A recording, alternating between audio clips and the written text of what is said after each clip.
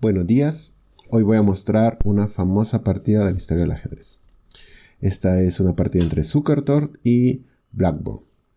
Zukertort se volvió famoso por ser el último romántico. Bueno, al menos uno de los últimos románticos. Él fue la primera persona que disputó un campeonato mundial contra Steinitz.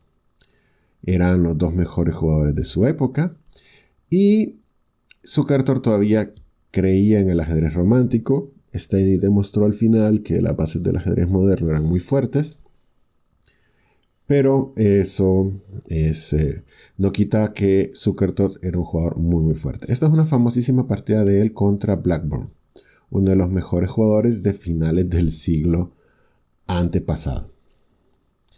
La partida empieza con un poco original, con C4, E6. Al final transponen a un gambito de dama. Sigue E3, caballo F6, caballo F3, B6, parece India de dama. Pero después de alfil E2, alfil B7, enroque corto, el desarrollo sigue normal, ya que después de D5 y D4 se convierte en un gambito de dama normal. Más o menos. Una línea no muy común, pero donde las blancas y las negras podríamos decir que están bastante bien. El blanco ha terminado su desarrollo, el negro está a punto de terminarlo también. En esta posición el blanco hace B3 con la idea de llevar el alfil a B2 y colocar este alfil en la gran diagonal. Una idea muy interesante. El negro hace caballo B2 y alfil B2, jugada predecible. Y en ese momento las negras hacen una jugada ligeramente descuidada. Aclarando, estamos hablando de 1883, pero ya en esta época Steinitz ya había empezado a enseñar la ventaja de la pareja de alfiles. La jugada muy buena y lógica sería A6, básicamente con la idea de evitar la siguiente jugada blanca. Dama E7, la jugada que se hizo, provoca caballo B5. Una jugada muy lógica que elimina el alfil de D6, una de las mejores piezas de las negras. Caballo E4, normal. Y después de caballo por D6, C por D6. En este momento la posición de las blancas es bastante buena, pero no mucho más. ¿Qué podemos hacer con las blancas para mejorar la posición? El caballo negro de E4 es muy incómodo, por lo que las blancas se disponen a eliminarlo. Pero para ello tienen que mover el peón de F, por lo que hacen caballo de 2. Con exactamente esa idea. Eliminar el caballo de E4 de esa casilla incómoda. Caballo de F6 es una jugada muy lógica y las blancas siguen con su única idea en la posición. Es interesante hacer notar que más adelante, basado en un tema estratégico que se llama la pieza que sobra, podemos ver que los dos caballos negros luchan por la casilla E4, por lo que no están tan bien ubicados y eso da una idea súper interesante, pero demasiado original para su época. Caballo B1 para quitarle la opción de las negras de cambiar el caballo. Hubiera sido una excelente idea. El caballo tranquilamente se quitaría a C3 después de F3 y haber corrido el caballo D4. Y las negras tendrían que buscar algún buen rumbo para sus caballos. Pero Zukertort no va a hacer jugadas tan artificiales y simplemente sigue con su plan. F3, dándole una posición después de caballo por D2, dama por D2, cómoda, bastante aceptable. Él seguirá con E4, después de alfil D3 y torre A D1, e intentará atacar con sus torres, peones, al rey. La posición es, por decirlo así, muy buena. Después de D por C4, una jugada que facilita el desarrollo de las blancas y hacer la jugada de 4, El detalle está en que posiblemente Blackburn pensó que las negras iban a tomar con el peón, pero el blanco decide tomar alfil por C4. El alfil está muy bien en esa casilla. Las negras tienen que hacer D5. Y después de alfil D3, el alfil llega en realidad a la casilla a la que le interesaba ir.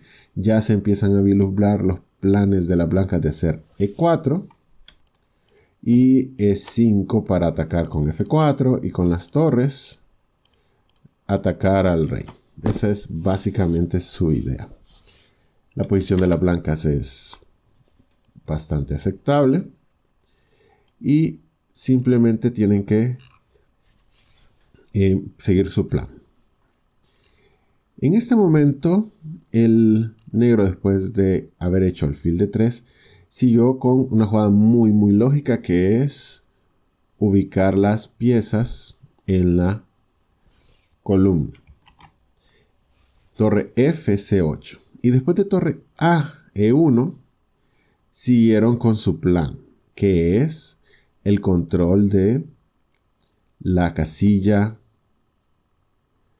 de la columna C con las torres. Hizo torre C7, una jugada que podríamos decir que es muy lógica, pero en esta posición la torre de A no está siendo utilizada y en la columna C ambas torres no hacen demasiado, por lo que posiblemente el mejor plan para las negras era atacar inmediatamente el flanco de dama, ya que estaba bastante abandonado, y con idea de A4 intentar activar sus torres en las columnas A y C, con posibilidades interesantes.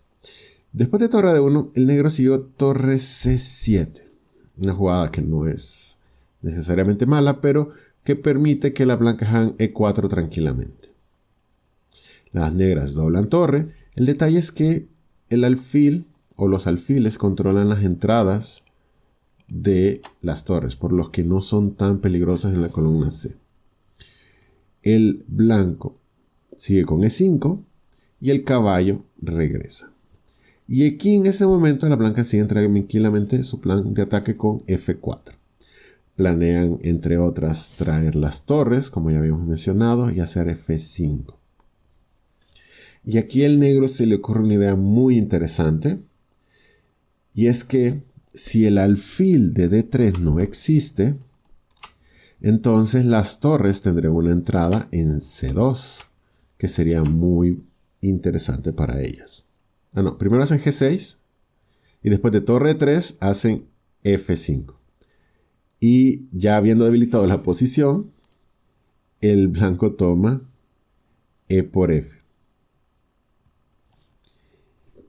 El caballo va a F6 con idea de llegar a E4. Y aunque la posición del rey es muy expuesta, ellos habían calculado que después de alfil por E4, D por E4 y G por F6, después de torre C2, G por H7, el rey se podría esconder tranquilamente en H8. Y las negras, al estar atacando la dama y el alfil, están en un problema. ¿Cómo defendemos el alfil? Primero las blancas hacen D5, dando un jaque, y después de E5 estamos en esta posición. Es una posición muy famosa en la historia del ajedrez. Si están interesados en encontrar cómo jugaron las blancas en este momento, sería interesante que pararan el video y se preguntaran qué hicieron las blancas para salvarse. Tienen un serio problema. Tienen que eliminar o ver cómo defienden su alfil de B2. Su dama está atacada y tienen serios problemas para defender su posición. Aquellos que encontraron la solución, excelente. Los que ya la conocían, muy bien también. Es importante conocer las partidas de la historia del ajedrez. En este momento, Zukertort hace dama B4, una de las desviaciones más famosas que se conoce. El negro simplemente hizo torre C5, pero uno se debería preguntar qué pasa y por qué no me como la dama que está en B4 gratis. Después de dama por b4, el detalle está en que la dama ya no defiende e5, ya que se quitó de la casilla e7. Entonces alfil por e5 es jaque única, rey por h7.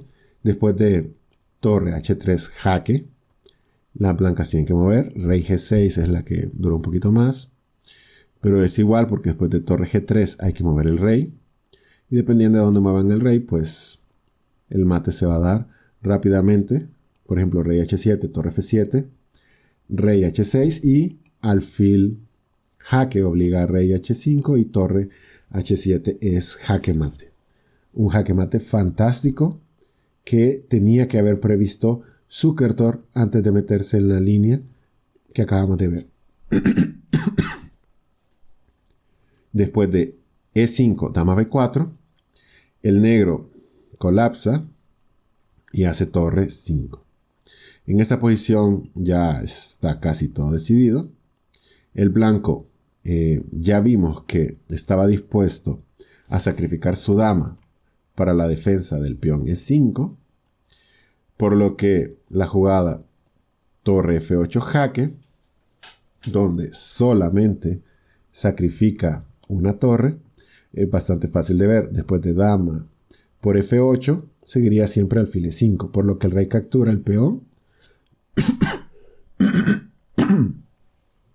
Y después de dama por e4 jaque, rey g7, y la partida termina inmediatamente con alfil e5 jaque, una combinación ganadora inmediatamente. El rey tiene que comer la torre, no tiene otra opción, si no recibe mate inmediatamente, y la bonita alfil g7 termina la partida.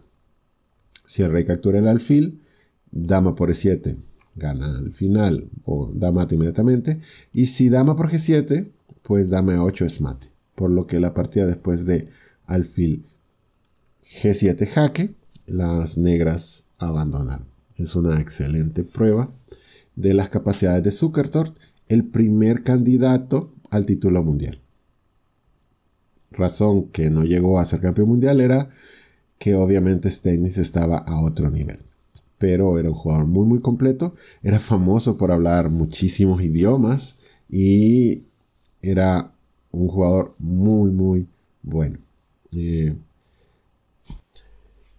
Y para terminar, y en honor al GM que llegó recientemente a Honduras, el jugador más fuerte de todos los tiempos que ha pisado nuestro país, el GM Bologan, le voy a dejar esta posición. Bologan lleva negras, Víctor contra Oscar de la Riva, un GM que no es España, sino Andorra, el pequeño país que está al par de España. Un GM muy muy fuerte, con una gran tradición en el ajedrez, y que se enfrentó contra Víctor allá por el año 2001. Un torneo hecho casi en Navidad, donde se impuso Víctor Bologan con una combinación muy muy interesante. Les dejo la posición, espero sus variantes en los comentarios. Hoy sí, eso es todo por hoy. Gracias por su atención.